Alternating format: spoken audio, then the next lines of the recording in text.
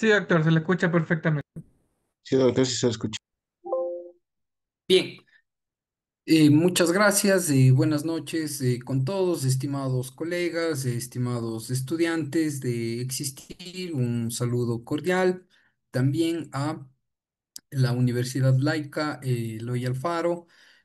También un saludo cordial a Naula Corp y en especial al doctor Cristian Naula, quien es director de ODR. Siempre es un gusto poder compartir con ustedes estos espacios, ¿no? Espacios académicos en donde surgirán pues algunas dudas, algunas inquietudes y claro, esto nos va alimentando sobre varios temas, ¿no? De conocimiento, de aprendizaje mutuo que debemos tener. Bien, gracias por la invitación al diplomado respecto a litigación oral y derecho procesal penal.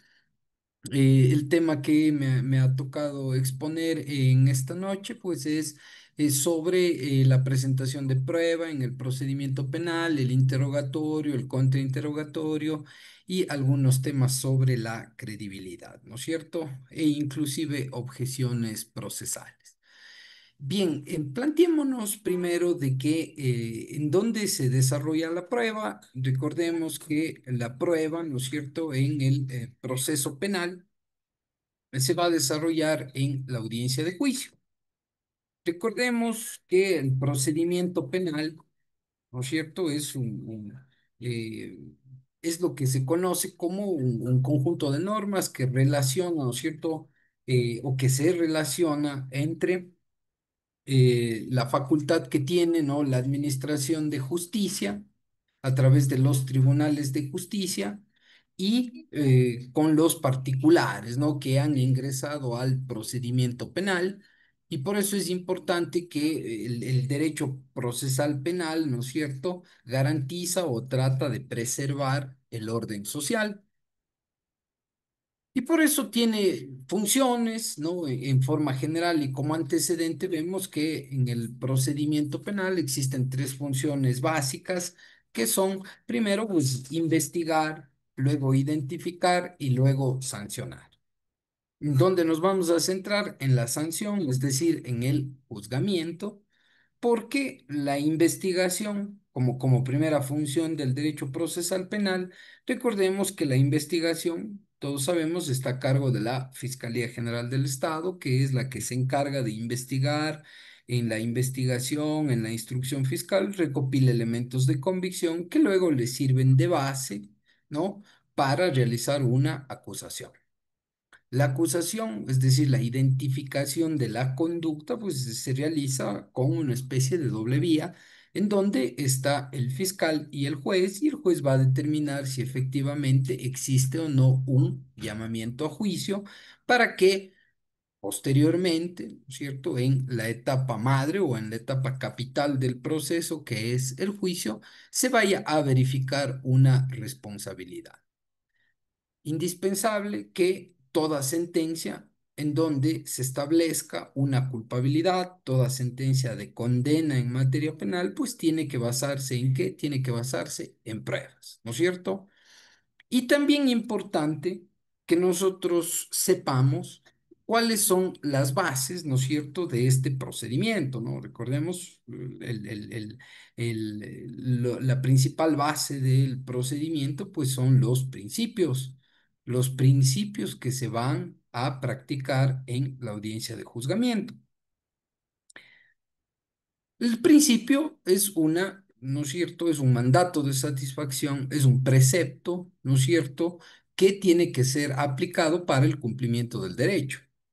Entonces, importante que el momento de la evacuación de la prueba, ¿no? El momento en el que nosotros practicamos la prueba, importante que se cumplan varios principios, como son, ustedes conocen, inmediación, contradicción, oralidad, concentración, principalmente. Pero también hay otras, no solamente hay principios, ¿no?, como base del procedimiento, sino también existen algunas reglas que se desarrollan en la audiencia de juzgamiento. Y recordemos que una regla es claro, un precepto normativo, una máxima normativa que está establecida en la ley, ¿no? Siempre las reglas se tienen que cumplir, ¿no es cierto? Todo o nada, ¿no? Por eso es que las reglas, por ejemplo, las reglas del artículo 615 del Código Orgánico Integral Penal, en donde se desarrolla la audiencia de juicio, entre otras, establece que, claro, en el juicio se van a practicar la prueba, ¿no? En el juicio se va a practicar la prueba. También importante, ¿no? Tener presente que aparte de los principios, aparte de las reglas, también en la audiencia de juicio se tienen que determinar algunas garantías, ¿no? Garantías establecidas en la ley, especialmente para la persona que está siendo juzgada, ¿no? Garantías básicas como, por ejemplo, estar asistido de un abogado defensor, estar presente en la diligencia, salvo los casos en los cuales se puede juzgar en ausencia y que está establecido en la Constitución de la República, pero por lo general, ¿no? En la mayoría de delitos tiene que estar presente la persona procesada, también tiene el derecho, pues, a ser escuchada, ¿no? En cualquier momento o inclusive acogerse al derecho al silencio. Entonces, estos principios, estas reglas, ¿no? Y estas garantías tienen que cumplirse en el proceso penal. ¿Qué entendemos, ¿no? Por proceso penal, ¿no? Estimados colegas, estimados alumnos, si hay alguna pregunta, por favor, con toda confianza, pues me la hacen y seguimos conversando sobre el tema de la prueba y varias circunstancias que se desarrollan en el interrogatorio y en el contrainterrogatorio, ¿cierto? Bien, por favor. Importante, ¿no es cierto?, establecer que en el procedimiento penal o en el proceso penal hay una serie de actos, ¿no es cierto?, que se van desarrollando progresivamente. Y por eso es que ya vamos a ver que primero tiene que existir, ¿no?, la teoría del caso, luego la presentación probatoria que ya consta, ¿no?, como un anuncio probatorio que viene de la etapa anterior de evaluación y preparatoria de juicio, y luego la evacuación o práctica de la prueba. Pero siempre en un procedimiento penal se van desarrollando actos, ¿no? De forma progresiva. Y estos actos deben estar establecidos en la ley, como por ejemplo, ¿no es cierto?, cómo voy a practicar un testimonio, cómo voy a practicar una pericia, cómo voy a practicar la prueba documental. Por ejemplo, cuando nosotros hablamos del perito, el perito tiene que ser primero consultado, ¿no es cierto? El perito tiene que determinar cuál fue el objeto de su pericia y la conclusión a la que llegó para que luego pueda ser interrogado por parte de los sujetos procesales. Entonces, esto es una regla que está establecida en el artículo 615, que es de observancia del órgano jurisdiccional. El juez, ¿no es cierto?, al momento de dirigir la diligencia. ¿Sí? Entonces, son reglas, ¿no es cierto?, y ritos específicos que se van a cumplir en el procedimiento penal. Claro, también teniendo en cuenta de que el proceso, ¿no es cierto?, tiene un carácter dinámico, ¿no es cierto?, y existe una sucesión de actos a los cuales o a través de los cuales se va a tratar de satisfacer la tutela jurisdiccional. Porque si nosotros volvemos y revisamos cuál es una de las funciones, ¿no es cierto?, del derecho procesal penal, cuál es una de las funciones que está dentro del proceso penal, pues es establecer una sanción. O caso contrario, si no se llega a determinar la culpabilidad, pues ratificar el estado de inocencia. Y claro, es importante también para el desarrollo del proceso penal, para el desarrollo del acto procesal, siempre es determinante, ¿no es cierto?, el principio dispositivo. es decir, la intervención, ¿no es cierto?, de los sujetos procesales, los cuales tienen su prueba, van a pedir su prueba, van a anunciar su prueba y claro, es determinante para ir formando, para ir estableciendo cuál es el hecho que voy a probar respecto a mi teoría. ¿Sí? Y entonces, importante para la situación, para la relación procesal, ¿no? De que se base, ¿no es cierto?, la presentación y la práctica de pruebas siempre a petición de parte, principio dispositivo, ¿no? Bien, establecido, ¿no?, este antecedente, sí, vamos a ver qué podemos entender primero por prueba, ¿sí?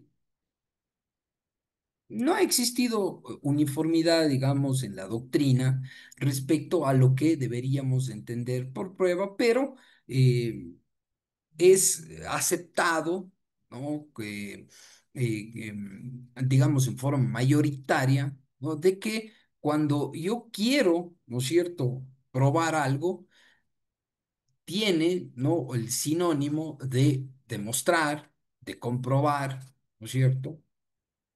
Y claro, el concepto de prueba en general, pero el concepto de prueba judicial se ha ido evolucionando a través de los años, ¿sí? Debido a las dinámicas sociales. Y por eso algunos tratadistas, algunos doctrinarios establecen que es un conjunto de motivos o razones en los cuales le van a permitir tener un conocimiento al juez sobre los hechos. Sí, los fines del proceso se establece que efectivamente una prueba suministra un conocimiento fáctico al juez. Acuérdense, lo fáctico, los hechos.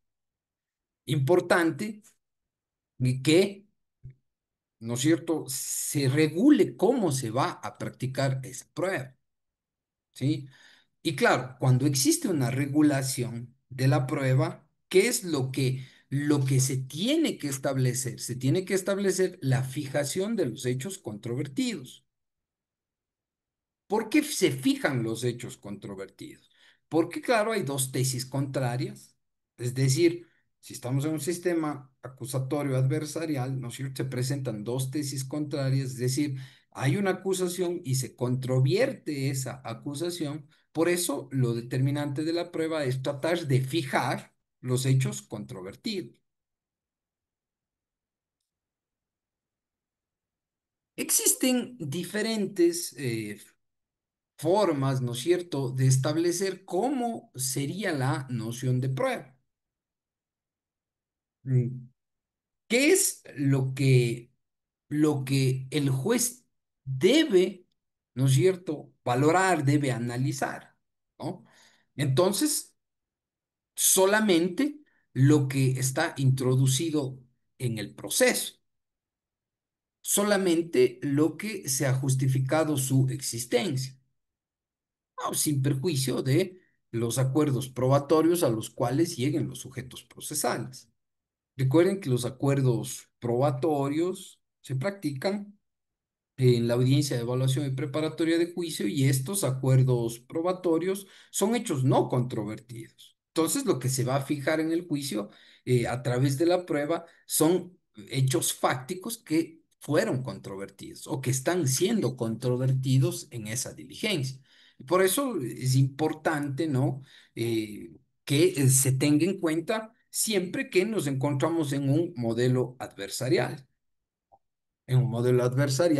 donde existen siempre dos tesis contrarias, ¿no? ¿Y quién va a ser el que resuelva estas tesis contrarias de los sujetos procesales? Un tercero imparcial, un tercero independiente, que siempre va a ser el juez.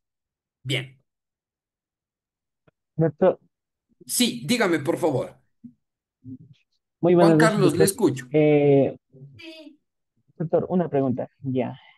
En el caso de que ya los dos sujetos procesales estén ya acorde a lo que van a decir en el juicio, y si es que alguna prueba llega de último minuto, ¿vale esa prueba o ya no sirve? Bueno, ahí tendríamos que irnos, lo que nos dice Juan Carlos es importante, ahí tendríamos que irnos a la prueba nueva. ¿cierto? Entonces, la prueba nueva está establecida en el artículo 617 del COIP, que establece dos circunstancias de la prueba nueva. Uno, que no haya sido conocida hasta ese momento, y dos, que tenga trascendencia en el caso, es decir, que sea relevante para el caso. Ahora, ¿cómo establecemos esto? A ver. Si es que yo tengo la audiencia de evaluación y preparatoria de juicio, que es el momento procesal oportuno en el cual yo tengo que presentar o anunciar la prueba, más que todo anunciar la prueba, y si yo no tenía conocimiento de ese hecho, llega a la audiencia de juicio, antes de instalarse la audiencia de juicio, pues hay digamos, se realiza un pequeño incidente en la audiencia para determinar y para que el juez pueda establecer si efectivamente es o no prueba nueva. Pero usted tendría que alegar sobre, primero, sobre la pertinencia, sobre que es recién conocida la prueba y sobre que va a ser trascendente en el proceso, es decir, que va a influir o podría influir en la decisión de la causa. Siempre la carga argumentativa que usted la presente, pues va a ser importante para saber si es prueba nueva o no. ¿Y cuándo puede presentar la prueba nueva? Antes de la instalación del juicio. Por eso digo, puede crearse un pequeño incidente en la instalación. Bien, no sé si estamos bien hasta ahí, Juan Carlos. Sí, doctor, muchas gracias. Bien, perfecto. Doctor, Sí, por favor, doctor, Tomás. muchas gracias. La prueba nueva para juicio, ¿con cuántos días se debe presentar o qué término tengo yo de tiempo? Gracias. Bien, no existe reglado, digámoslo así, no existe una regla en donde se establezca un tiempo para presentar. Es decir, usted podría la prueba nueva conocer, por ejemplo, un día antes de la audiencia, o podría conocer luego del anuncio probatorio, es decir, cuando ya existe un llamamiento a juicio, por ejemplo, usted podría conocer la prueba. Lo importante es que usted haga conocer al tribunal, haga conocer al juez pluripersonal de juzgamiento de que efectivamente habría una prueba nueva o una prueba no conocida hasta ese momento y que usted quiere presentarla conforme lo dispone el artículo 617. Entonces ahí, bueno, ahí hay varios criterios, pero yo creo que debería ser en una pequeña audiencia si es que no se instala el juicio, una pequeña audiencia, o, como les indicaba hace unos minutos, que podría ser previo a la instalación o el día de la instalación del juicio, pues, se crea un incidente, se escucha, ¿no? La prueba nueva o lo que podría ser prueba nueva por parte del sujeto procesal que la presenta, y claro, ejercemos la contradicción para ver si el otro sujeto procesal tiene algo que alegar sobre esa prueba nueva. Entonces, un tiempo no existe. Puede ser en cualquier momento. Por eso es prueba nueva. Y nos dice en cualquier momento, ¿no es cierto? Bien, Muchas gracias. bien. No, Em, perdón que le interrumpa. sí, sí, Otra dígame nomás, pregunta. Juan Carlos, las que guste. En el caso, en el caso de que ya, digamos, ya se dictaminó la sentencia por parte del juez y ahora, digamos, recién, digamos, a ver, fecha 12 estamos hoy, y para el día de mañana, fecha 13 recién me llegan con unas pruebas, o sea, que son muy relevantes y que van a ayudarme, digamos, yo perdí el caso, en todo caso, digamos, un ejemplo. Yo perdí el caso el día de hoy, el juez ya dictaminó una sentencia y el caso fue archivado. Pero para el día de mañana puede llegarme, digamos, una prueba en la cual yo tengo un hecho relevante o algo que me pueda funcionar o pueda demostrar lo contrario de que mi cliente sí tenía la razón y que, digamos, es inocente o a su vez yo podría haber ganado. ¿Se puede de nuevo reabrir ese mismo caso o no? Bien. Y aquí vale una explicación de la inquietud que tiene Juan Carlos, también bien traída la inquietud. A ver, el único momento procesal en el que yo puedo practicar la prueba es en la audiencia de juicio, en la audiencia de juzgamiento. ¿Por qué? Porque efectivamente el sistema procesal está diseñado para que en el juicio sea el único momento en el cual se evacúe la prueba. ¿Qué pasa si es que ya se pasa la audiencia de juicio, como nos dice Juan Carlos, e inclusive puede haber ya una decisión y yo tengo una prueba nueva? Esa prueba nueva ya no puedo practicarla ¿no es cierto? Porque se efectuó la audiencia de juicio. Tampoco puedo practicarla si es que apelo, es decir, en un tribunal de apelaciones, en un tribunal de corte provincial. Tampoco puedo practicarla y tampoco podría practicarla si es que se presenta casación. Ya precluyó el momento procesal para practicar la prueba. Pero si es que usted tiene una prueba nueva, ¿no es cierto? Tendría un recurso, que es el recurso de revisión, para que usted pueda presentar esa prueba nueva o que se creería que sería prueba nueva no conocida o trascendente hasta el momento del juicio para que pueda presentar. Entonces, acuérdese que cada acto procesal, ¿no es cierto?, tiene una consecuencia jurídica. Si concluye la etapa de juicio, ya no puedo practicar. ¿Sí? ¿Por qué? Porque nos basamos en el principio de preclusión. Ya precluyó esa etapa procesal. Pero tendría, en este caso, si es que así lo demuestra, lo justifica, otro momento procesal que sería un recurso de revisión para presentar esa prueba. Esa sería la solución. Bien. Gracias, doctor. Perdón que le interrumpa y esté saliéndome del contexto del juicio, digo, No, perdón, la no, no, clase. las que guste, Juan Carlos, no se preocupe. Tenía un caso, ¿verdad? Soy estudiante de Derecho todavía, recién en cuarto semestre, y por eso es que todavía algunos doctores que ya han de estar en clases y han de saber mejor que yo. Ya, en todo caso, verá, había un juicio en el cual mi primo presentó por lo que le dijeron que era el padre de un hijo en la cual no estaba siendo reconocido y le dictaminaron una sentencia en la que él tenía que pagar la pensión alimenticia durante 5 años, pero él quería ver más que todo si el ADN coincidía, digamos, del hijo, pero le dijeron que no podía.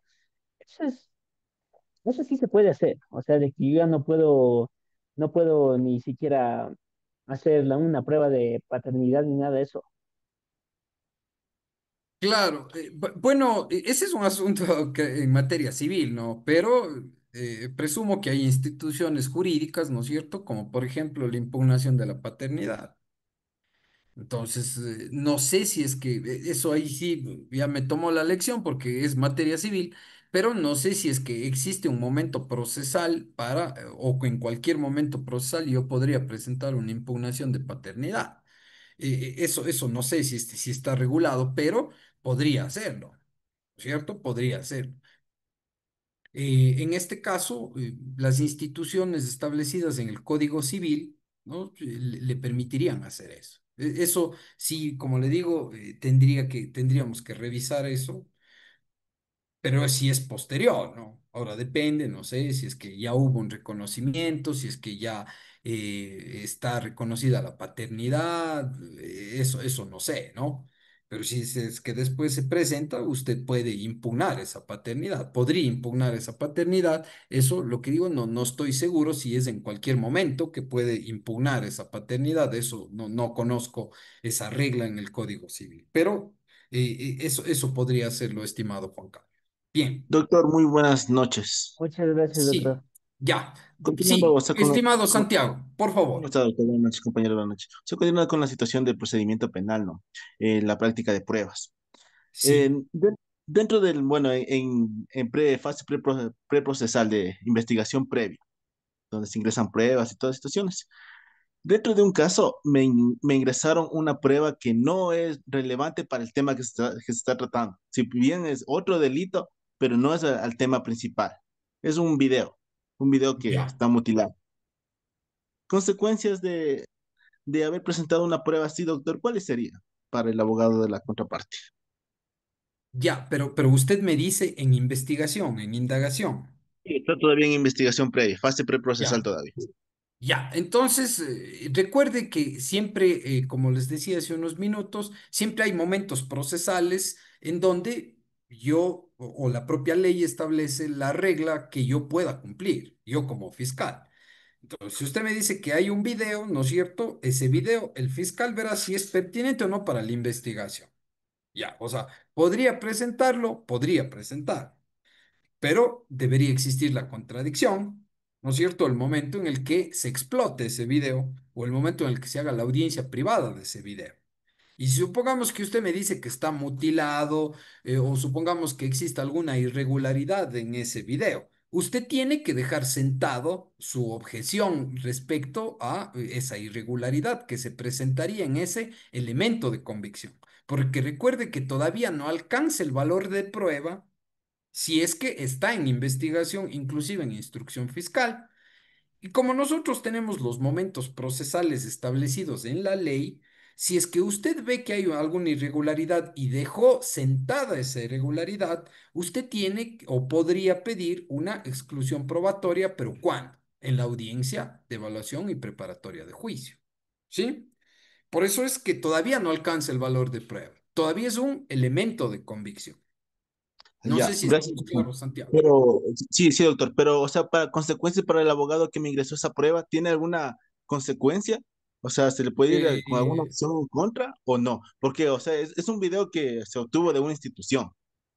Eso es el ya. punto. Bueno, a ver, depende, ¿no es cierto? Depende si es que, a ver, eh, una, primero debería ser calificada como prueba ilegal.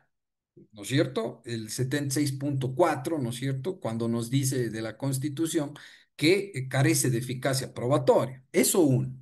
Dos, podría tener consecuencia, o sea, depende. ¿Por qué? Porque a lo mejor usted ingresa un video y claro, no sé, a lo mejor ingresa un video falso, por ejemplo, ingresa un video, no sé, para inducir a error al juez, podría haber fraude procesal.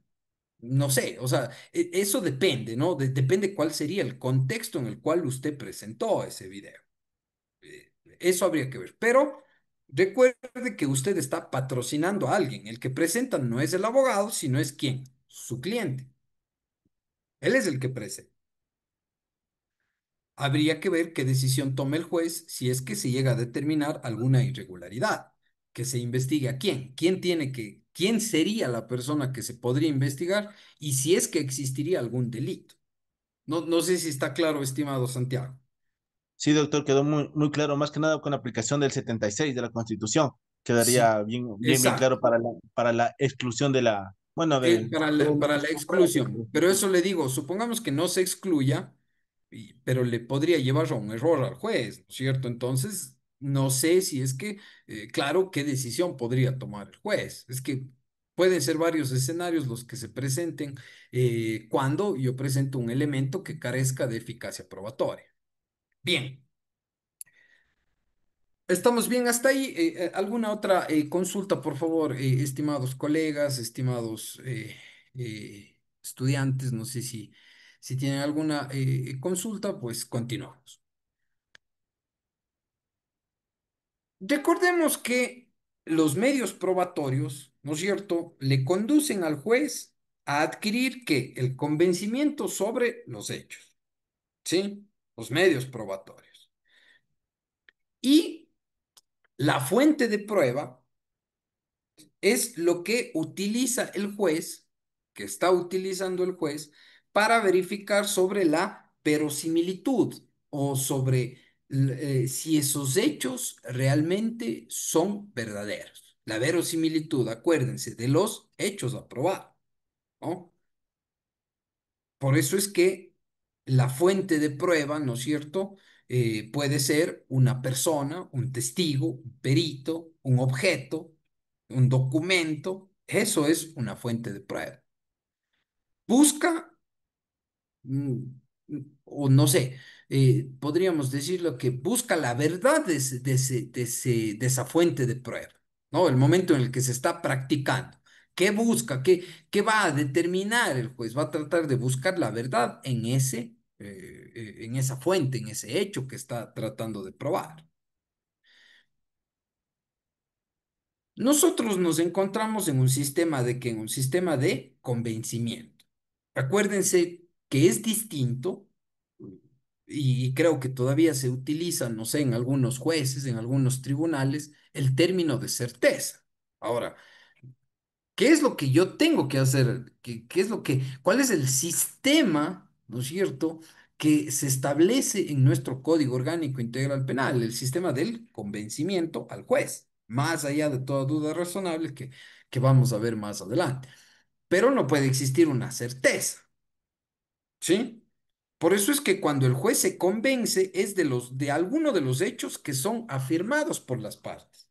Que ya vamos a ver más adelante la teoría del caso, ¿no? ¿Por qué? Porque cuando yo presento una teoría del caso, yo afirmo un hecho, estoy afirmando un hecho.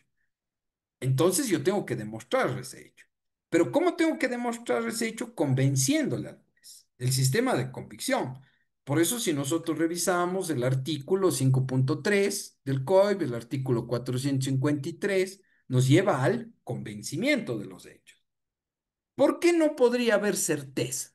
¿Qué dicen ustedes? ¿Por qué no podría haber certeza? Porque la certeza es algo seguro. Sí. Por ejemplo, yo puedo tener certeza, no sé, de que este momento estamos aquí en el diplomado, ¿no? Y que estamos conversando, ¿no? Hoy día, jueves 12 de junio del 2025. Sí, yo tengo certeza de eso porque estoy aquí, ustedes también están aquí, ¿sí?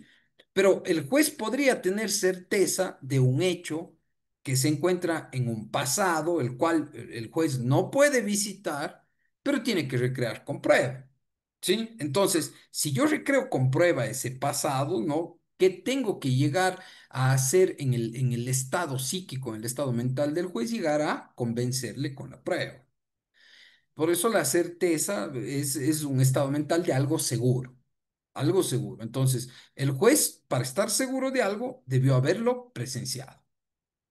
Bien, entonces el sistema de certeza, ¿no? que tenía el antiguo Código de Procedimiento Penal, que ya está derogado, no se aplica de acuerdo a nuestro sistema.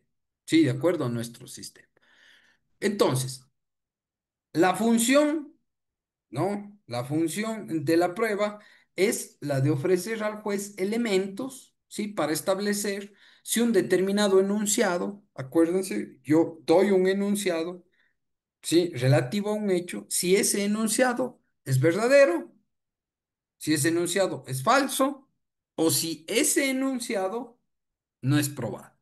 Acuérdense, el enunciado que yo voy a presentar, el juez va a determinar si es verdadero, si es falso o si ese enunciado no fue probado.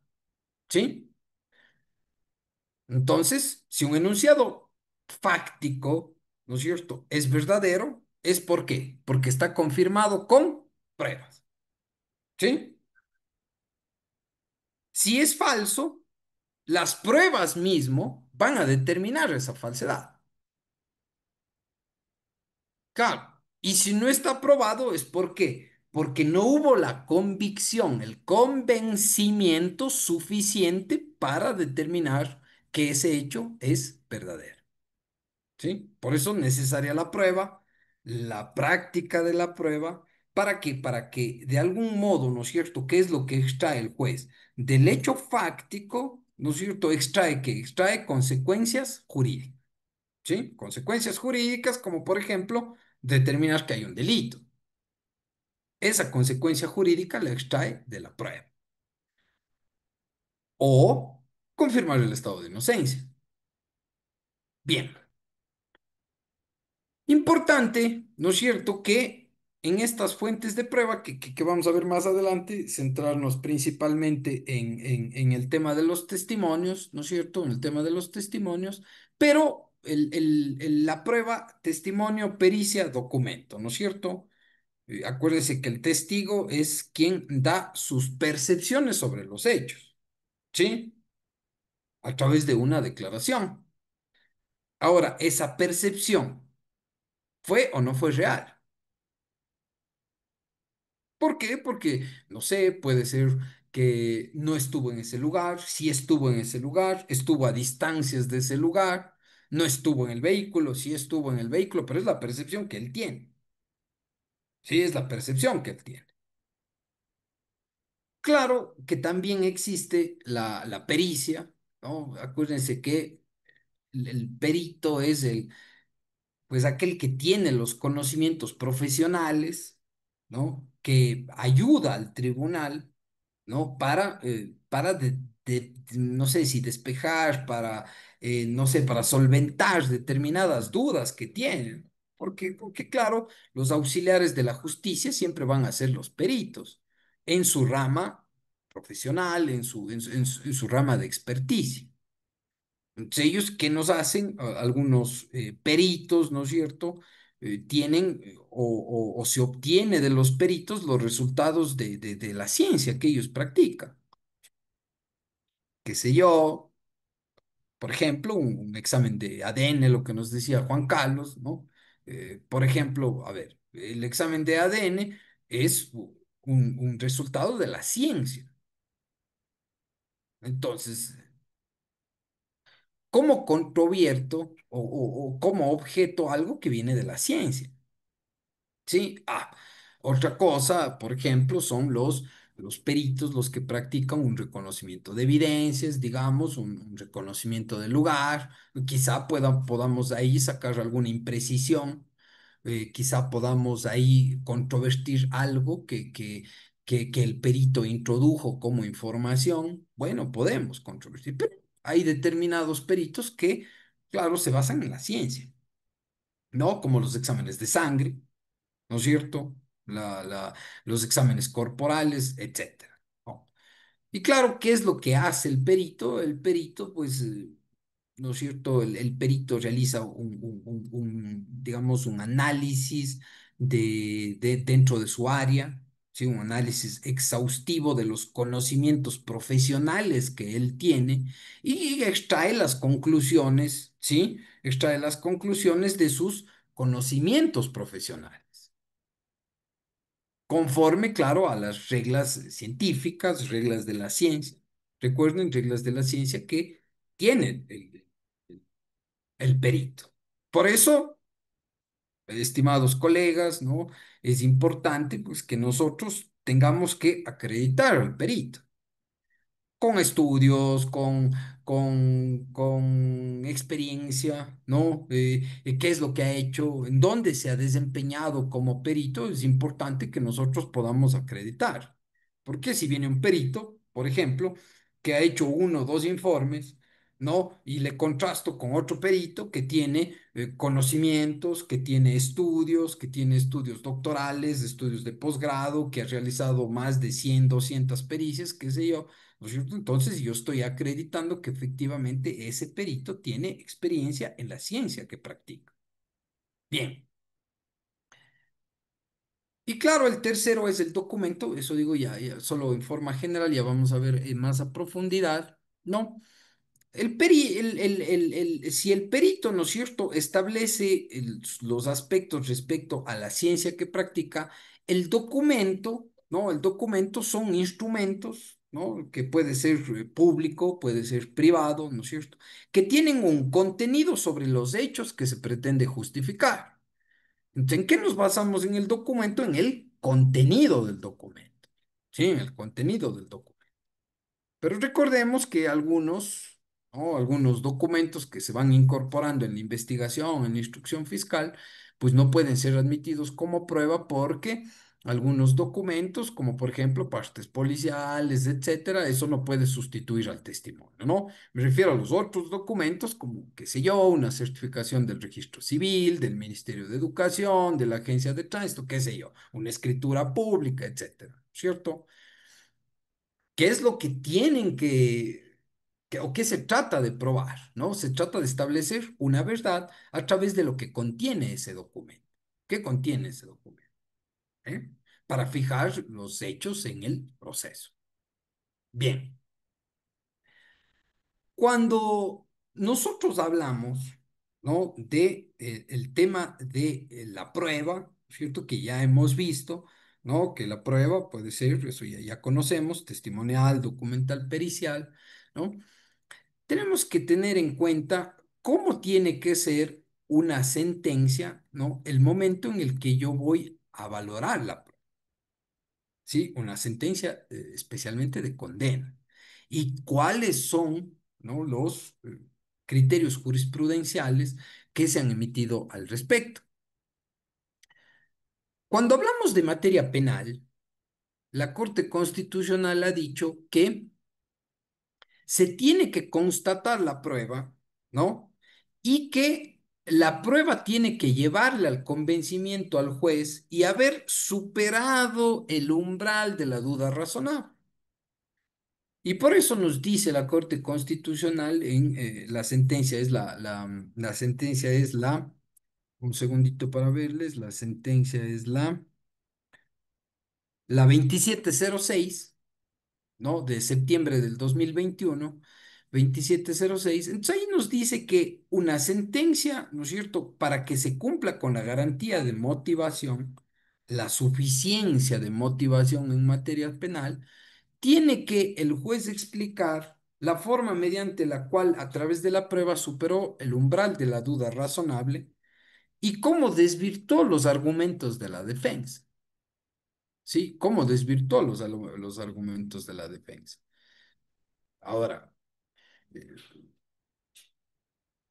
si no existe, ¿no es cierto?, un razonamiento del juez, o si no existe una motivación del juez de por qué sí esta tesis y por qué no esta tesis, no cumpliría con la suficiencia de motivación.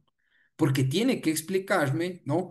¿Cómo cruzó el umbral de la duda razonable? ¿Cómo desvirtuó los argumentos de la defensa? Siempre a la luz, ¿no es cierto?, de las categorías dogmáticas del delito, es decir, a la luz de la teoría del delito. Entonces, ¿qué me va a explicar el juez? ¿Qué me va a explicar el juez? El juicio de acción, el juicio de tipicidad, el juicio de antijuridicidad y el juicio de culpabilidad. Entonces, ¿cómo superó, no es cierto?, ese umbral de la duda razonable? ¿Cómo los elementos probatorios aportados y practicados le permitieron llegar a la convicción de que esa conducta, ¿no?, cometida por el infractor, por el procesado, se ajusta a todos los elementos del tipo penal, ¿sí? ¿Cómo, no es cierto? ¿Cómo se superó los juicios, las categorías dogmáticas de la infracción? Entonces, una cosa, ¿no es cierto? Una cosa, eso recuerden que una cosa es dudar, ¿no es cierto? Yo dudo, ¿no? Yo puedo dudar si es que, no sé, si es que el carro es rojo, si es que el carro es blanco, ¿no es cierto? Si es que el carro es tomate o el carro es amarillo, ¿no es cierto? ¿No? Un estado mental del juez, ¿no? Puedo dudar, pero la duda razonable, ¿no es cierto?, se basa en qué? En el estándar probatorio. ¿Cuál es el estándar probatorio?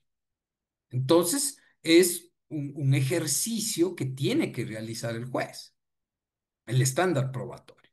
Y de ahí, ¿no es cierto?, sacando los argumentos de qué establezco como probado, qué establezco como verdadero, qué establezco como falso, como no probado o como probado, ahí sí explicar que efectivamente me convenció o no me convenció. No cruzamos ese umbral de la duda razonable. ¿Sí? Bien. ¿Estamos bien hasta ahí? Por favor, ¿alguna pregunta, estimados maestrantes? ¿Alguna pregunta, por favor? Bien.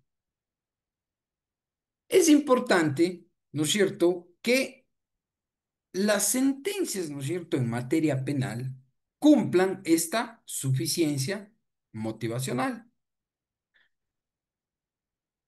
Cuando nosotros hablamos, ¿no?, de suficiencia motivacional, tiene que existir una carga argumentativa suficiente tanto en el aspecto fáctico, en el aspecto jurídico y en el aspecto probatorio. Fáctico, jurídico y probatorio. Por eso es que la garantía establecida en el artículo 76.7L de la Constitución de la República establece que debe existir una suficiencia fáctica y una suficiencia jurídica. Nos dice normas y principios que justifiquen su aplicación a los antecedentes de hecho. Entonces, claro, cuando nosotros hablamos de una motivación, ¿qué es? Es la exteriorización del razonamiento del juez, el cual le permitió llegar a una conclusión, le permitió llegar a esa conclusión. E inclusive, la propia Corte Constitucional, y que ustedes también ya lo conocen, lo deben conocer, establece que existen inclusive algunos vicios motivacionales que se desarrollan en la sentencia 1158, ¿sí? De fecha octubre de 2021. En esta sentencia 1158, claro, también se establece algunas deficiencias o vicios motivacionales en los cuales podría incurrir una decisión jurisdiccional, podría incurrir una decisión jurisdiccional. Entre otros, ¿no? Acuérdense, está la inexistencia, la insuficiencia y la apariencia. Inexistencia cuando no existe ningún argumento, ni fáctico ni jurídico, ¿sí? Para llegar a tomar determinada decisión. Cuando es insuficiente, pues insuficiente cuando aparenta, ¿no? Estar motivada, pero tampoco contiene una suficiencia ni en el aspecto fáctico ni en el aspecto jurídico. Y la apariencia es cuando incurre en un vicio, en un vicio. En este caso, los vicios pueden ser em, inatinencia, incongruencia, incomprensibilidad e incoherencia. ¿Sí? Varios vicios motivacionales. Incomprensibilidad cuando la sentencia no es inteligible.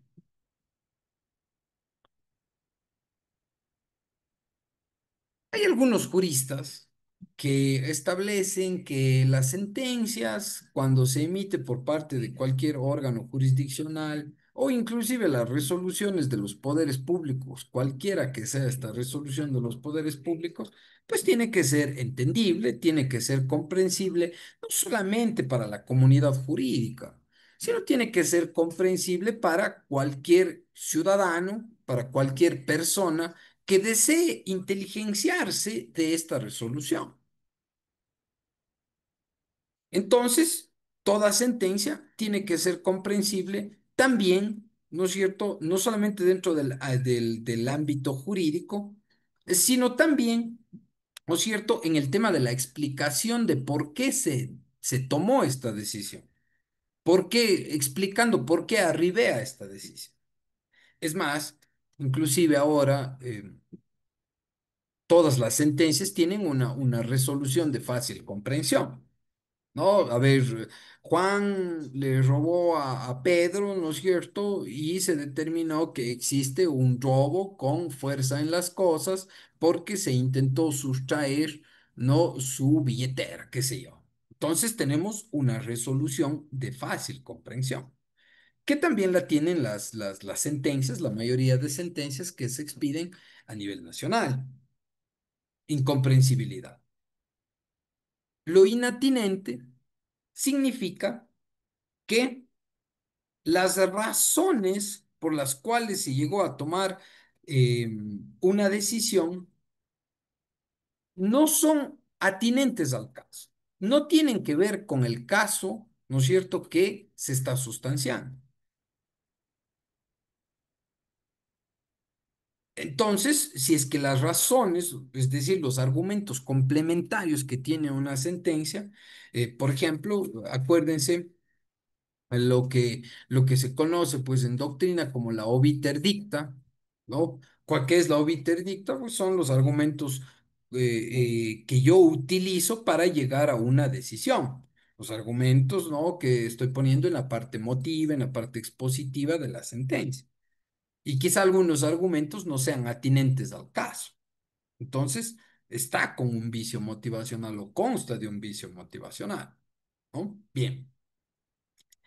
Em, la incoherencia. Cuando es incoherente una sentencia, pues la sentencia es incoherente. Por ejemplo, cuando hay una incoherencia lógica y una incoherencia decisional. La incoherencia lógica es cuando las premisas, ¿no es cierto?, no se contraponen y no tienen que ver con la conclusión. Y la decisional cuando esas premisas se contraponen y no tienen que ver con la decisión, ¿cierto? Entonces, esa sentencia es incoherente, cuando hay contradicción entre las premisas, cuando hay contradicción en la decisión, entre los enunciados y la decisión. Importante entonces que una sentencia también tenga lógica, ¿no? O lo que se conoce como el silogismo jurídico.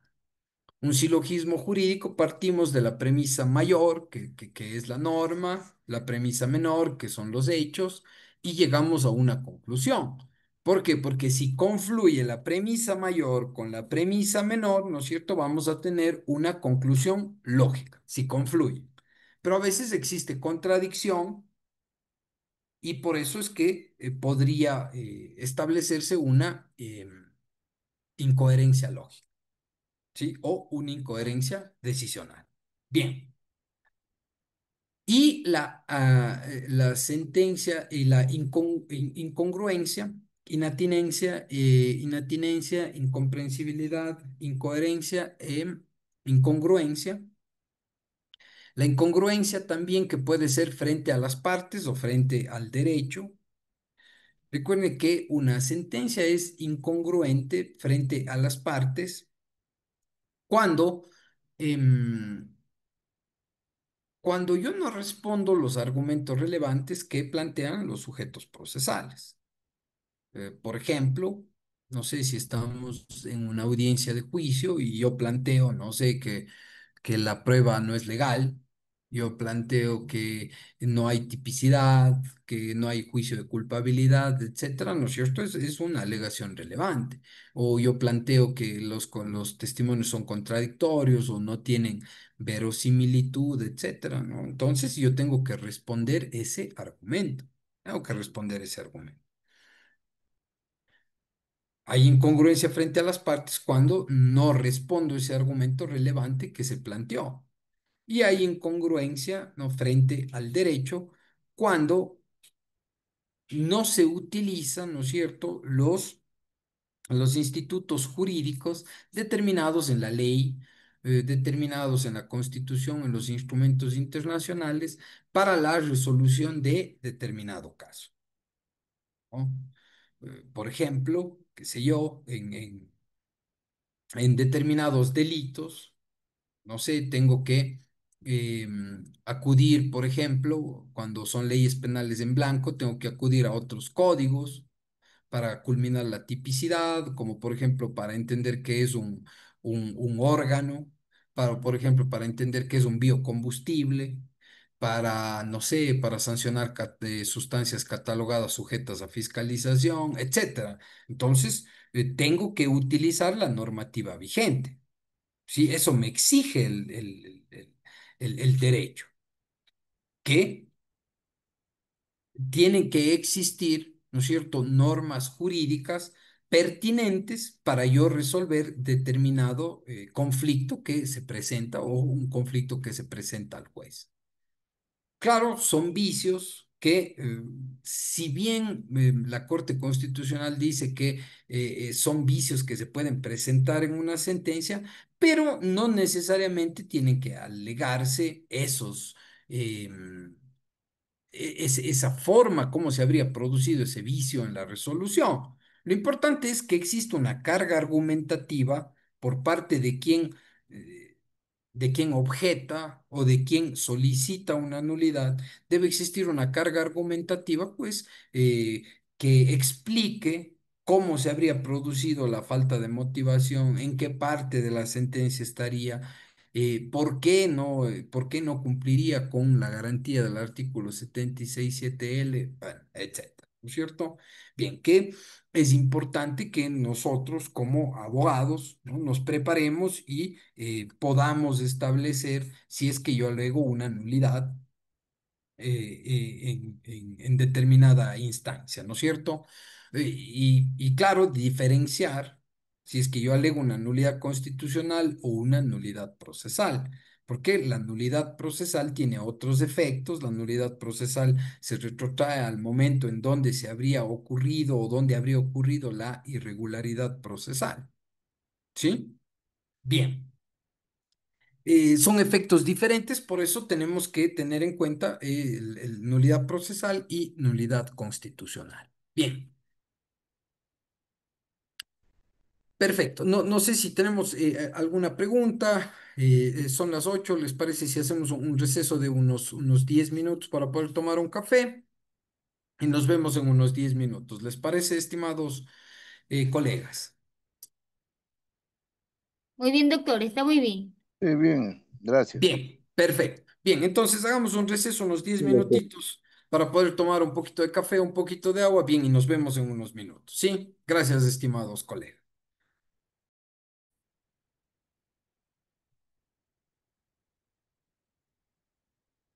Bien, vamos incorporándonos, estimados colegas.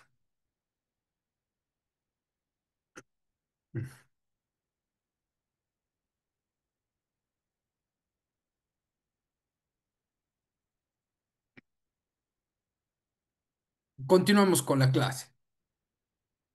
Em, por favor, no sé si tienen alguna pregunta, estimados colegas, alguna inquietud hasta aquí. Por favor,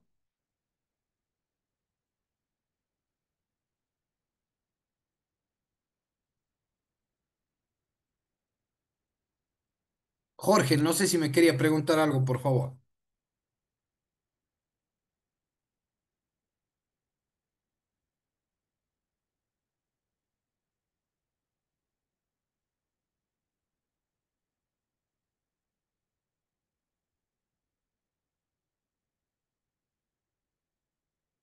Por favor, alguna consulta. Doctor, o sea, quisiera que me explique lo que es la duda razonable, un concepto de lo que es duda razonable, doctor. Eso es lo que más me quedó con la duda de antes del receso. Bien, a ver. em, Recordemos lo que establece el artículo. Bueno, partamos, estimado Santiago, partamos de lo que establece el artículo 5.3, ¿no es cierto? Y el artículo 453 del Código Orgánico Integral Penal. ¿Qué nos dice el artículo 5.3? ¿Qué nos dice el artículo? Nos habla sobre el la duda razón, el convencimiento más allá de toda duda razonable, ¿no es cierto? ¿Sí? Convencimiento más allá de toda duda razonable. El estándar de la duda razonable es, digamos, un estándar probatorio. Desde ahí tenemos que partir, ¿sí? Un estándar probatorio. Ahora, ¿qué debemos o qué deberíamos entender por esto de la duda razonable?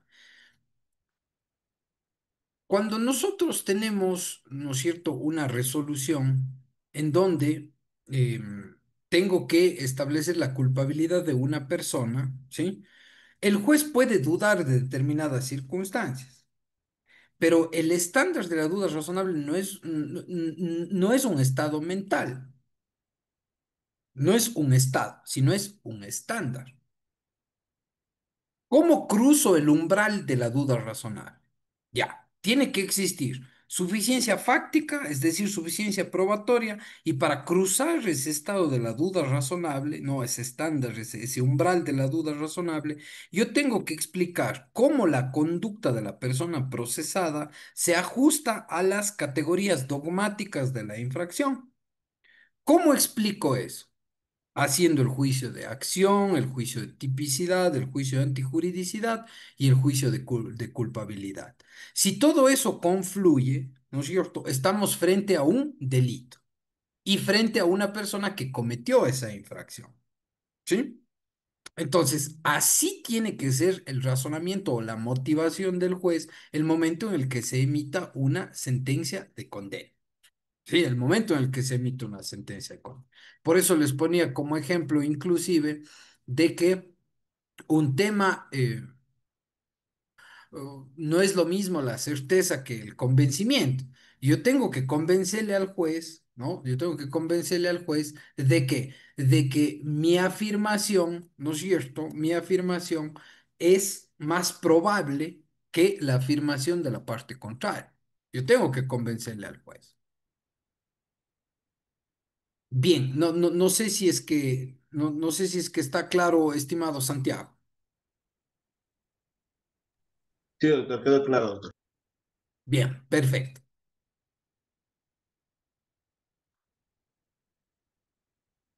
Cuando nosotros hablamos, ¿no? de la afirmación de las tesis, ¿no es cierto? De lo que yo afirmo en una tesis, tenemos que partir ya para ir eh, asentándonos en el tema de la prueba, ¿dónde delimito lo que yo quiero probar? ¿Dónde delimito lo que yo quiero probar? ¿Qué dicen, estimados colegas? ¿Dónde delimito lo que yo quiero probar? En la teoría del caso. ¿Sí? Yo delimito lo que quiero probar en la teoría del caso. Ahora, ¿qué es la teoría del caso? ¿Sí? A ver, la teoría del caso es un planteamiento, ¿no es cierto?, de cada parte sobre los hechos. ¿Sí? Un planteamiento de cada parte sobre los hechos. Pero no solamente sobre los hechos, sino también tengo que explicar el planteamiento sobre las pruebas y sobre su connotación jurídica. En todo proceso penal, el defensor, ¿no es cierto? La parte procesal, la defensa, el procesado, el fiscal, ¿no es cierto? Cada uno, ¿no es cierto?, va a tener una teoría que trate de convencer al juzgador. Entonces, en la teoría del caso va a estar la fuerza de mis argumentos. Partiendo de ese argumento inicial, de esa afirmación inicial, a mí me va a permitir, ¿no es cierto?, tratar de monitorear todo el desarrollo del juicio. ¿Y para qué? Para que el juez tenga claro cuál es mi afirmación o cuál es mi propuesta fáctica que yo voy a demostrar o tratar de demostrar en la audiencia. Por eso es que cuando yo planteo una teoría, ¿no es cierto?, estoy planteando la forma como ocurrieron los hechos. Si es una tesis acusatoria, ¿no? El fiscal planteará la forma como ocurrieron los hechos respecto a la responsabilidad. Si es la tesis de la defensa, la forma como ocurrieron los hechos respecto a que es inocente, ¿no? A que sigue siendo inocente, porque todavía no se destruye su estado de inocencia. Por eso, cuando nosotros hablamos de teoría del caso, ¿no? Tiene que contener tres características la teoría del caso. Tres características. No sé si alguien me quería preguntar algo, por favor. Jorge, no sé si alguien alzó el micrófono. Bien, tres características tiene una teoría del caso, que son, uno, tiene que ser sencilla. Dos, tiene que ser creíble. Y tres, tiene que ser lógica. ¿Sí? Teoría del caso. Sencilla, creíble, lógica. ¿Por qué sencilla? Porque los elementos que integran, ¿no es cierto?, la teoría del caso, deben ser contados con claridad, con sencillez, sin acudir a determinados raciocinios, ¿no es cierto?, a difíciles raciocinios. En otras palabras, no tiene que tener dificultad, no tiene que tener, no sé, no tiene que tener composiciones, artificios, no sé, o sea, tiene que ser de manera clara el discurso de mi teoría del caso, el discurso argumentativo de mi teoría del caso. Si es sencilla, ¿no es cierto? Por eso una teoría del caso no puede tener más de 4 o 5 minutos. Una teoría del caso, yo estoy presentando los elementos. Los elementos fácticos, ¿no? Yo estoy presentando una teoría del caso sencilla para que el juez entienda cuál es mi afirmación que voy a tratar de probar. Sí, sencillo. Creíble. Los hechos que integran la teoría del caso deben explicarse, no sé, quizás con sentido común, como algo, como algo real, ¿no es cierto? Algo que ocurrió, un acontecer de la conducta humana. A le mató a B en forma injusta, ¿sí? Lo cual garantiza, ¿no es cierto? Lo cual garantiza si yo presento mi teoría como un acontecer de la conducta humana, porque A le golpeó a B y le causó lesiones de 30 días, ¿no? En tal día, en tal fecha, en tal lugar, ¿sí? Entonces, garantizará que la teoría del caso sea creíble,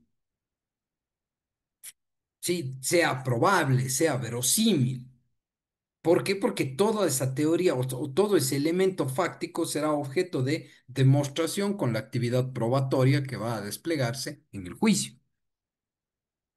Entonces tenemos primero sencilla, segundo creíble y tercero la teoría del caso tiene que ser lógica. ¿Sí? ¿Por qué lógica? Porque tiene que orientarse a una argumentación que sea racional. Sí, debe guardar una armonía, ¿no es cierto? Sí, una armonía entre lo que los hechos que yo presento, ¿no? Con el delito que estoy acusando.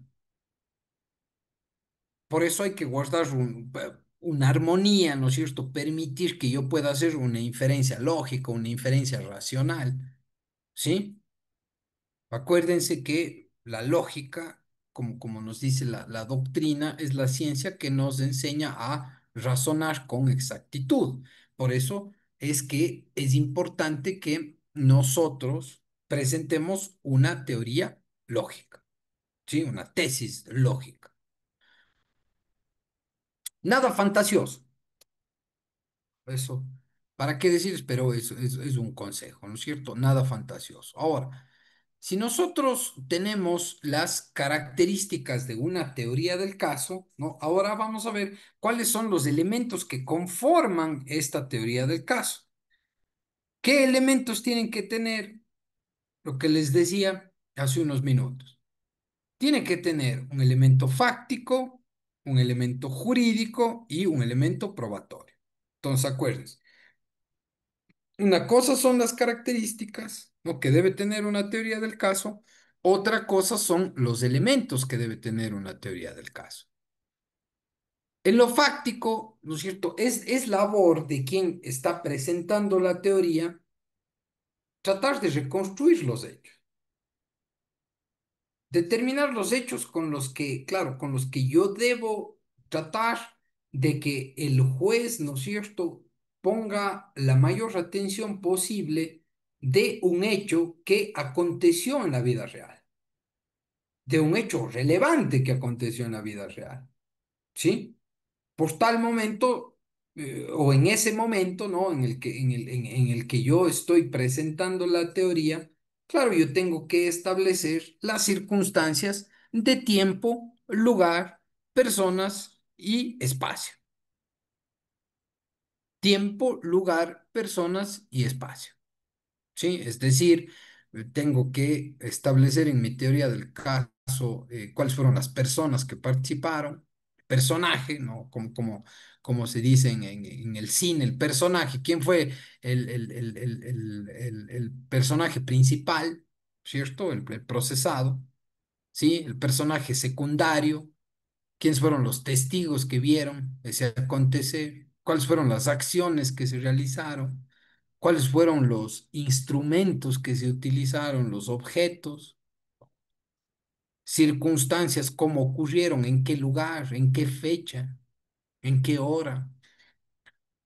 Y siempre tratar de presentar una teoría del caso cronológica, ¿sí? Convincente, en donde yo siempre identifique el acontecer fáctico relevante.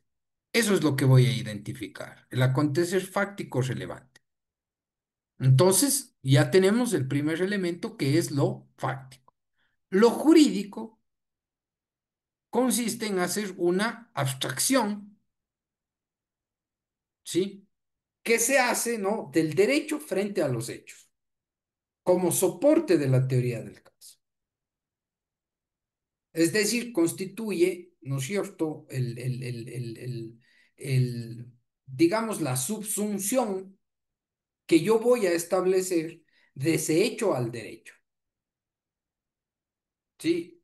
A le mató a B de forma injusta, en tal fecha, en tal lugar, en tales circunstancias.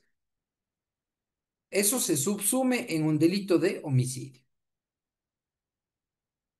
conforme al artículo 144, 144, ¿no? Del Código Orgánico Integral Penal. Muy bien, entonces yo estoy haciendo la abstracción que se hace del derecho frente a los hechos. ¿Sí? Una conducta, ¿no? Entonces yo tengo que explicar, ¿no? Claro que esa muerte, ¿no es cierto?, es una conducta típica, es antijurídica, ¿por qué? Porque es injusta, ¿no es cierto?, es una muerte injusta, y claro, es culpable porque la persona actuó con conciencia y con voluntad, ¿sí?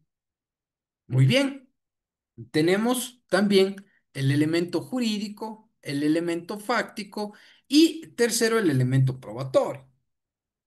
Es decir, si bien el discurso de los hechos, ¿no? Y digamos la parte jurídica ya se encuentran elaborados, debe existir un componente probatorio que demuestre o que vaya a demostrar, ¿no?, al juez, que le vaya a convencer al juez la ocurrencia de esa teoría fáctica. ¿Cómo ocurrió esa teoría fáctica? ¿Cómo ocurrió ese hecho penalmente relevante?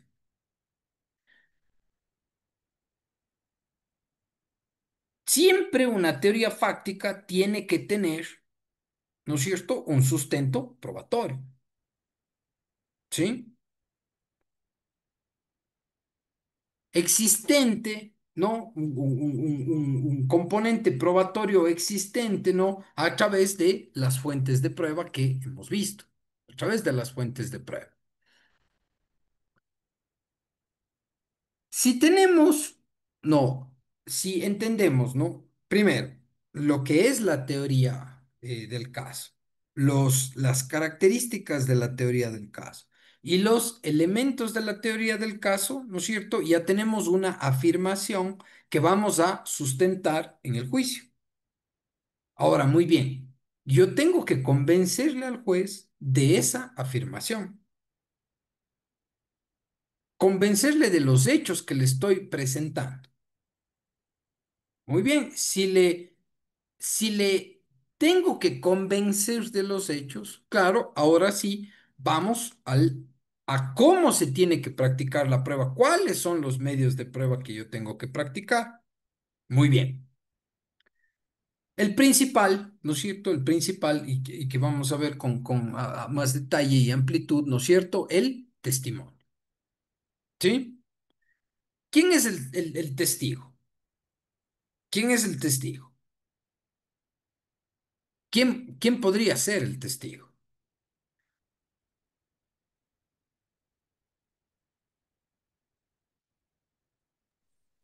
Doctor, El buenas testigo, noches. El sí, testigo dígame, sería por favor. el que vio el hecho o el acto. Ya, muy bien, Luis, muchas gracias. El que vio el hecho o el acto, muy bien. ¿Qué más? Sería la persona que, claro, que conoció determinado suceso, estamos bien, sí, que vio, que observó. No solamente que observó, porque pudo haber conocido, al menos no pudo haber observado, pero a lo mejor es referencial. Ahora, ¿qué valor le vamos a dar al referencial, al testigo referencial? Bueno, eso vamos a ver un poquito más adelante. Pero, ¿qué más? ¿Quién más podría ser un testigo? ¿Está bien lo que nos dice Luis? ¿Quién más?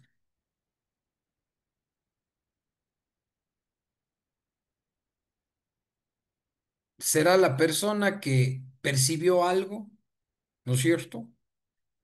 La persona que pudo, a través de su percepción, ¿no es cierto?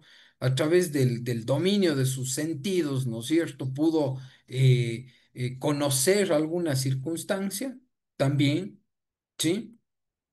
em, Esta percepción, ¿no es cierto?, tuvo que ser a través de sus sentidos. ¿Por qué? Porque recuerden que, y bien lo que nos dice Luis, pudo observar, pero también puede haber un testigo que no solamente pudo observar, porque ¿cuáles son nuestros sentidos? A ver, ¿cuáles son nuestros sentidos? ¿Qué dicen ustedes, estimados colegas? ¿Cuáles? El, el oído, el ¿No es escuchar. cierto? Muy bien, entonces un testigo también pudo escuchar, ¿sí o no? ¿Estamos bien? Sí, ¿no es cierto? Un testigo también pudo percibir, Observar también. claro, observar, percibir, oler, escuchar, todo a través de nuestros sentidos, ¿sí? No sé, a través del tacto. Por ejemplo, no sé, ¿qué pasa en un incendio, qué sé yo? ¿Sí? ¿O qué pasa cuando viene una ráfaga? No, acuérdense cuando se dispara un arma de fuego, por ejemplo. A veces hay perdigones que se van, ¿no es cierto? Entonces también puedo sentir. Sí, yo puedo sentir un perdigón, no sé, en mi pierna, en mi brazo, qué sé yo. Entonces, el testigo es a través de los sentidos, de cualquiera de los sentidos, ¿sí? Relevante para la causa, claro. Por eso es que la doctrina dice que los testigos son aquellos que tienen digamos, esas percepciones sensoriales, ¿no? Yo percibí a través de mis sentidos. Muy bien. Primera aproximación del testigo. ¿Qué más? El testigo, ¿no es cierto? Es alguien que va a transmitir al juez un conocimiento sobre determinada circunstancia, un conocimiento. Por eso es que la doctrina lo dice al testigo como una especie de narrador de un hecho, ¿sí? Narrador de un hecho, también lo dice narrador de una experiencia, ¿sí? Por eso es el contenido mismo de la narración de lo que va a hacer ese testigo. Entonces, mi objetivo como litigante, ¿no es cierto? Mi objetivo como abogado, ¿no? Es que yo le presente a este testigo, a esta persona que tuvo una percepción sensorial, ¿sí? ¿Para qué? Para tratar de convencer al juez, de persuadir al juez que efectivamente determinada circunstancia ocurrió conforme la información que va a proporcionar este testigo. Por eso, no sé esto como recomendación, ¿no? La organización de la prueba tiene una importancia primordial, ¿sí? Pues la misma, no sé, acuérdense que el juicio es una estrategia, ¿no? Tiene que existir un patrón estratégico, cronológico, sistemático, ¿sí? No sé, eso depende de ustedes, de mayor a menor complejidad o de menor a mayor o de mayor a menor, ¿no? No sé, quizá por la acción, por el delito, por la conmoción, ¿no es cierto? Comenzando, no sé, esto es una estrategia, o sea, no les puedo decir, ¿saben qué? Podemos presentar al testigo principal en el inicio de la diligencia, en el inicio de la prueba. O quizás sea mejor presentar al testigo principal al final, ¿no? Quizás empezamos por lo más tenue, ¿no es cierto? Por lo más leve y cerramos, ¿no es cierto? Impactando con lo más fuerte al juez. No sé. O quizás podemos empezar con lo más fuerte y cerramos con lo menos importante. Esto, como es un tema de estrategia, ¿no? De litigación oral, ¿cuál es o qué es lo más apropiado para ustedes? No sé, de pronto hasta quisiera escuchar las experiencias. ¿Qué opinan ustedes? ¿Será mejor presentarle al testigo principal al principio, en el inicio de la práctica de la prueba o quizá al final? Depende qué clase de delito sea también. Doctor, Marlon, buenas noches. Marlon, ¿Cómo está? Buenas noches, doctor. Doctor, buenas noches. Yendo en ese mismo tono de lo que es estrategia, uno como abogado, en este caso de la parte que es procesada, debe hacer esas estrategias, por decir, justamente existe el testigo ocular, pero ¿qué pasa si este testigo ocular tiene lentes? Saber más allá tal vez de ese testigo, si sufrió algún tipo de enfermedad, si está bien, a qué distancia vio, la edad que claro. tiene, ¿eso también puede ser Entonces, dentro de la estrategia? Claro, muy bien, esa es una estrategia, qué sé yo, si supongamos usted me dice un testigo tiene lentes y no sé, a lo mejor no pudo ver el carro, ¿no es cierto? Entonces Marlon me dice, a ver, el testigo, como el testigo vio de lejos, ¿no es cierto? Yo lo que voy a probar es que es una motocicleta, no sé, de tres llantas, ¿no? Entonces, como el testigo vio de lejos, ¿qué es lo primero que voy a hacer? Yo voy a tratar de justificar primero que hay una motocicleta de tres llantas o una tricimoto, como ustedes quieran llamar. ¿No es cierto? Entonces, ¿cómo voy a justificar eso? Quizá con el dueño, quizá con el perito. ¿Sí? ¿Y qué más voy a justificar? Voy a justificar que la Tricimoto es de determinado color. También justifico con el perito que hizo el reconocimiento. Entonces, como ya tengo justificado que hay la Tricimoto y que la Tricimoto es de color morado, entonces luego le presento al testigo que va a decir lo mismo. Pero, ¿no es cierto? Pero yo voy a corroborar ya con la otra prueba. ¿No es cierto? Entonces, es una estrategia que ustedes tienen que plantear. ¿Sí? Porque, por ejemplo, ¿qué pasa si es que le presento primero a ese testigo y el testigo está dubitativo en no recordar, sabe que es una motocicleta, pero a lo mejor, como estaba lejos, le preguntan, bueno, ¿y cuántas llantas tenía? Y a lo mejor si era una tricimoto o era una motocicleta de dos llantas, ¿no es cierto? Entonces, mejor primero acredito que sí hay la motocicleta, ¿no es cierto? Y luego presento al testigo. Es una estrategia. O sea, ¿cómo quieren presentar ustedes su prueba? ¿Sí? No sé, ¿estamos bien, Marlon? No sé, alguien más, por favor. Jorge, no sé, Sí, alguien me quería doctor, preguntar. Sí, doctor, dígame, Sí, Marlon, por favor. soy Santiago, doctor. Ah, Santiago, Por perdón, por por favor. ejemplo, para un delito de tortura, Ya, perfecto, tortura. de tortura. Ya, tortura, ¿cómo se le puede presentar primerito o sea, al acusado como principal Ya, o a ahora, los... Ahí sí, ya, perfecto. A ver. ¿cuál sería su recomendación, o sea, principal? ¿Comenzamos con lo más fuerte, que sería el testigo directo, o me voy con testigos indirectos que estaban lejos? Ya, a ver, si es un tema de tortura, por ejemplo, recuerde que son los tratos inhumanos, degradantes, ¿no es cierto?, que se dan en contra de determinada persona. Yo quizás, mi estrategia quizás sería presentarle primero al médico legista o quizá presentarle al médico psicólogo que le hizo la pericia psicológica o psiquiátrica, no sé, puede ser cualquiera de las dos. Depende cómo quiera usted, cuál es la fuerza de sus argumentos que vaya a impactar en el juez. O, o sea, no sé, dependiendo el caso del secuestro, del plagio, perdón, de la tortura que me dice Santiago, o yo quiero impactarle al juez y presentarle primero al ofendido. ¿No es cierto? Entonces yo le impacto al juez y el ofendido viene y dice, ¿sabe qué? Me torturaron, me pusieron, qué sé yo, cables eléctricos, me amarraron, me dejaron sin comer, ¿no es cierto? Muy bien. Y después viene la corroboración con las demás pruebas, quizá con algún testigo que le vio, después con el médico psicólogo, con el médico legista, qué sé yo. ¿No es cierto?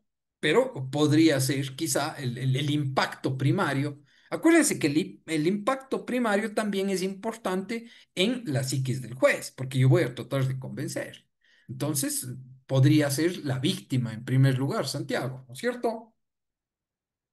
Depende qué pruebas tenga usted. También de eso, depende cuál va a ser nuestra oferta probatoria. ¿Qué oferta probatoria tenemos? Bien, ¿alguna otra pregunta, por favor, estimados colegas?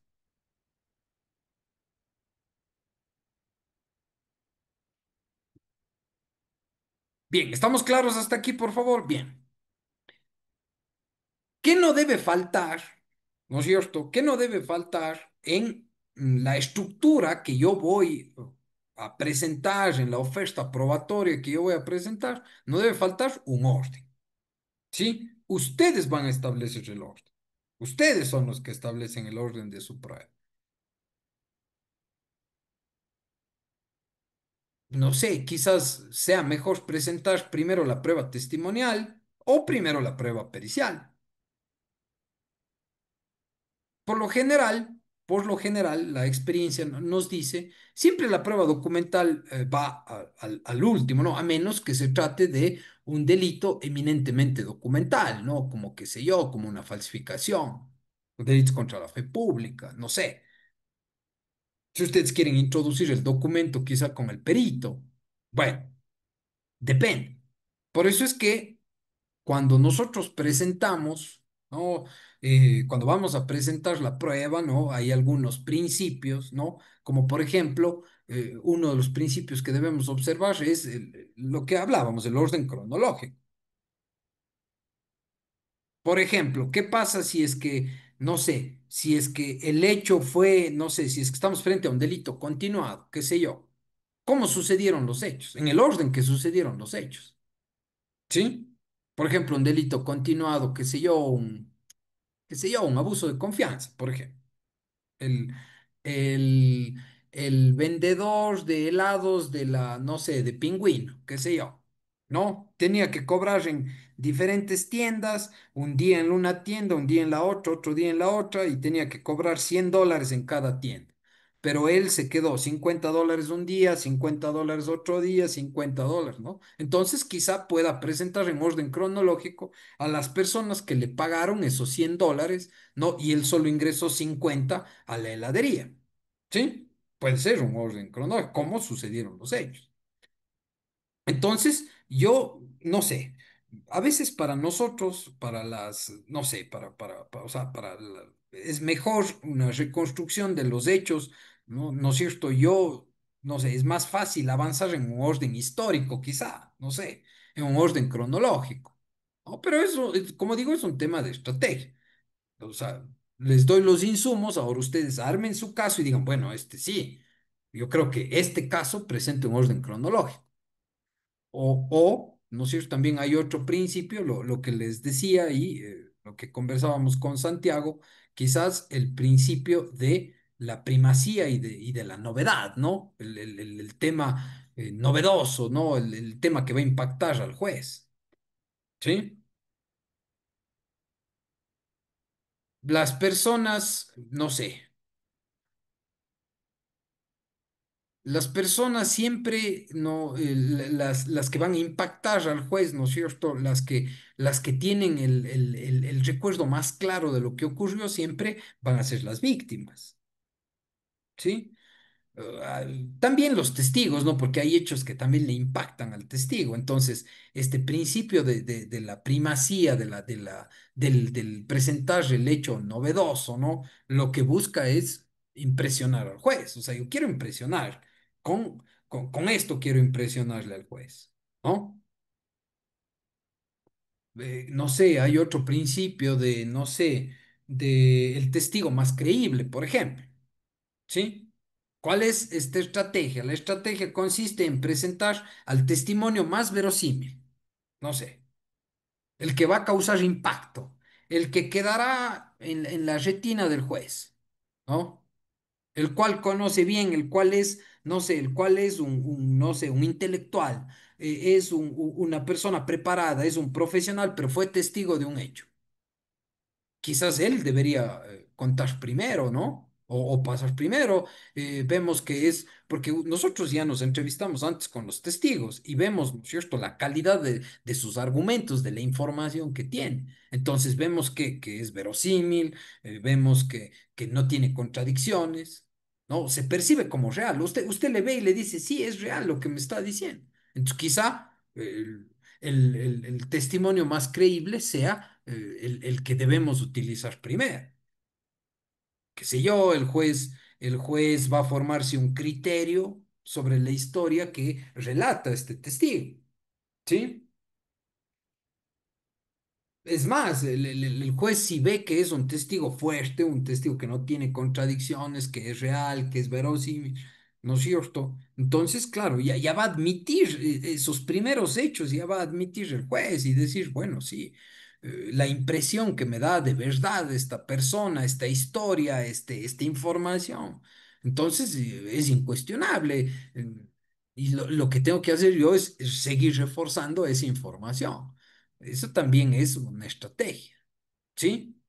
no solamente de el testigo más creíble, sino de, por ejemplo, del testigo íntegro, ¿no?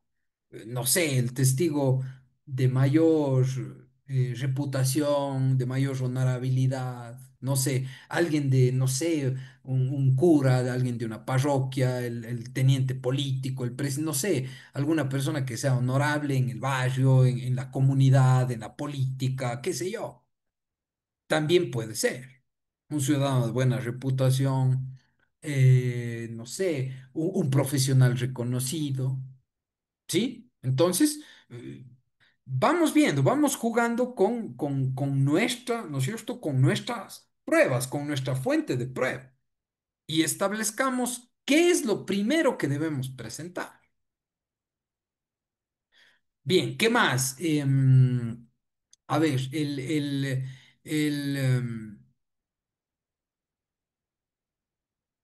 puede ser la acreditación del testigo, ¿no es cierto? No sé. em, Cuando nosotros vemos, ¿no es cierto?, que el orden de presentación de testigos, ¿no? No sé, podría estar afectado por la credibilidad que se le puede dar, pues ahí tenemos que hacer un tema de estrategia. Quizá el testigo que sabe más debería, pero por ejemplo, que no tiene buena reputación, qué sé yo, pero sabe más el testigo, quizás sea él de presentarle al final. Y primero presentar testigos que den credibilidad a lo que él va a decir, testigos íntegros, ¿sí? Porque acuérdense que cuando el juez tiene credibilidad, ¿no es cierto? Ya no va a tener un rechazo no sé, hacia esa información. Entonces, a lo mejor el juez ya acepte esa información, ¿no es cierto? Entonces, son factores que, claro, van a incidir en la decisión final. Son factores. Eh, no sé. Esto como recomendación también, cuando yo le presento al testigo, claro, tengo que acreditar al testigo. ¿Quién es usted? ¿En qué trabaja? ¿Qué sé yo? ¿Sí? ¿Cómo se desempeña? Un poquito acreditar. Si bien hay que acreditar al perito, ¿no es cierto? Pero si yo tengo un testigo íntegro, honrado, un testigo verosímil, también le pregunto, ¿quién es usted? ¿Qué hace? Ah, ya, muy bien. ¿Sí? Entonces, es importante que nosotros como abogados, ¿no es cierto? Yo le voy a presentar al juez aquellos testigos que permiten, digamos, tener cimientos o establecer su credibilidad, ¿sí? De ahí, si yo establezco quién es el que declara, también estoy estableciendo su credibilidad, ¿no es cierto? Su credibilidad. Importante también, por favor, no lo olviden siempre, tenemos que preparar a nuestros testigos, por más que sea un testigo íntegro, por más que tenga conocimientos, siempre tiene que existir un contacto, ¿no es cierto?, entre la defensa y el testigo. No para decirle, oye, invéntate esto, no, sino no sé, ir reforzando ciertos aspectos, ¿no? Porque recuerden que el testigo es una persona ajena al derecho, o puede ser ajena al derecho, hay personas que sí conocen el derecho, pero puede ser ajena, ¿no? Explicarle cuál es el escenario en el cual se va a desarrollar, qué es lo que le van a preguntar, quiénes van a estar en la audiencia, etcétera, etcétera, ¿no? Es importante el contacto que tenga que tener el abogado con el testigo, ¿no? O con la víctima, ¿no? Siempre para tratar de establecer, ¿no? Una buena información o la información que va a entregar al juez. Sí, la información que va a entregar al juez. Eh, mm, Siempre tratas de averiguar también aspectos relevantes, ¿no es cierto?, sobre la personalidad, aspectos de personales, ¿no? Íntimos, no sé, si no tiene algún conflicto en el juicio, etcétera, ¿no? Que pueda, claro, mermar su credibilidad. Todo, acuérdense que siempre los testigos tienen que abonar la credibilidad y ahí va a ser el trabajo de ustedes. Es más, si ustedes están en la otra vereda, es decir, si ustedes están en la parte contraria, claro, también ustedes van a atacar la credibilidad del testigo y van a ver los puntos débiles del testigo, ¿no? Por eso, siempre un testigo, ¿no? El testigo que vamos a presentar en el juicio, ¿no? Lo más importante es cimentar su credibilidad. Porque la labor del sujeto contrario adversario, del sujeto procesal adversario, va a ser tratar de destruir eso. ¿Sí? Bien. Em, no sé si tenemos alguna pregunta, por favor, alguna pregunta, estimados maestrantes. Bien. Em, a ver, con esto creo que concluimos. A ver, em, después de acreditar al testigo, ¿no es cierto? Por ejemplo, ¿qué le voy a preguntar yo después de acreditar al testigo? ¿Qué le voy a preguntar yo? ¿No es cierto? ¿Qué sé yo? Lo importante es que la primera, la segunda pregunta, ¿no es cierto?, que nosotros hagamos sea una pregunta abierta, ¿no es cierto? ¿Sí? ¿Para qué? Para que el testigo pueda contar su historia, ¿no es cierto?, relatar, explayarse, como dice, ¿no? Para que el juez tenga un panorama general de lo que pasó, ¿sí? Es decir, ¿no es cierto?, cómo estuvieron qué accesorios, qué personas, qué lugares, ¿sí? Por eso aquellos aspectos, ¿no es cierto?, principales que va a relatar el testigo. Importante, ¿no?, que el testigo, ¿no es cierto?, tenga un conocimiento general, ¿no es cierto?, general el momento en el que se le hace la pregunta abierta de que tiene que relatar el lugar, el día, las personas, el tiempo, la hora, etcétera, ¿no es cierto? Eso es importante, por eso la preparación con el testigo es así, porque a veces, ¿no? Claro, hay detalles, ¿no? Entonces, bueno. A veces el testigo no da todos sus detalles en la pregunta abierta. Entonces, de ahí, claro, de ahí es aconsejable que, ¿no es cierto?, hagamos preguntas cerradas, ¿no? De sí, de no, de blanco, negro, arriba, abajo, etcétera, ¿no? Fecha, qué sé yo. Es importante.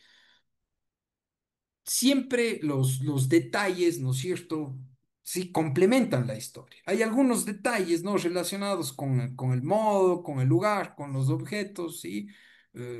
Detalles importantes que siempre le van a dar más credibilidad al testigo, ¿sí? La precisión es importante porque el juez va a tener en cuenta eso, ¿sí? Em, También, ¿no es cierto?, establecer con el testigo una comunicación, ¿no es cierto?, un ambiente cómodo en el que esté el testigo, ¿sí?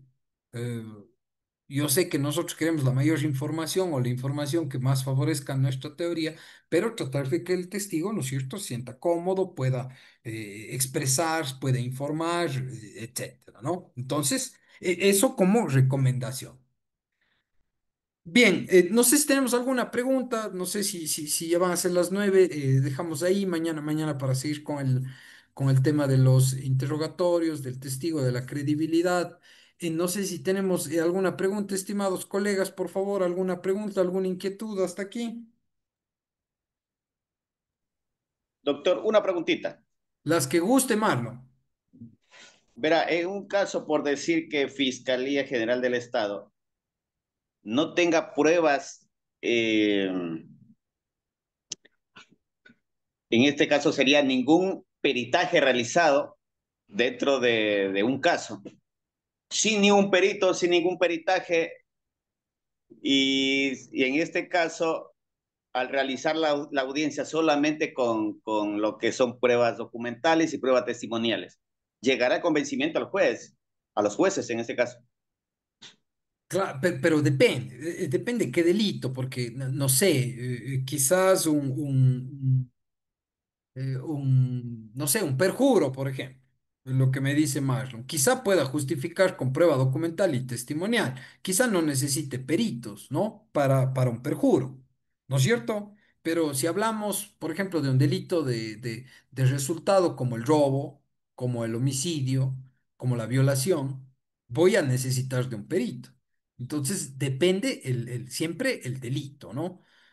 Es importante establecer qué es lo que quiero probar.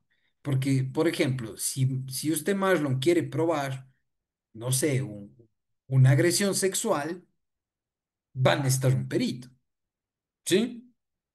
Pero hay otros delitos que, como le digo, le pongo ese ejemplo del perjurio, quizás con prueba documental y testimonial sería suficiente. Ok, gracias, doctor. Sí, eso, estimado Mar. Bien. Entonces, bueno, muchas gracias. El día de hoy nos seguiríamos viendo el día de mañana a las 7 de la noche. Les espero, estimados colegas, y muchas gracias a Naula Corp por acompañarnos en la coordinación el día de hoy. Muchas gracias, doctor. Compañeros, buenas Muchísimas noches. Muchas gracias, gracias. Hasta doctor el día de Córdoba. mañana. Hasta el día de Gracias, mañana. Una doctor. buena noche a todos. Hasta mañana. Igualmente, doctor. Bien, estimados participantes, eso sería todo por el día de hoy. Nos vemos mañana a la misma hora, 19 horas, con el doctor Felipe Córdoba. Buenas noches con todos. Muchas gracias.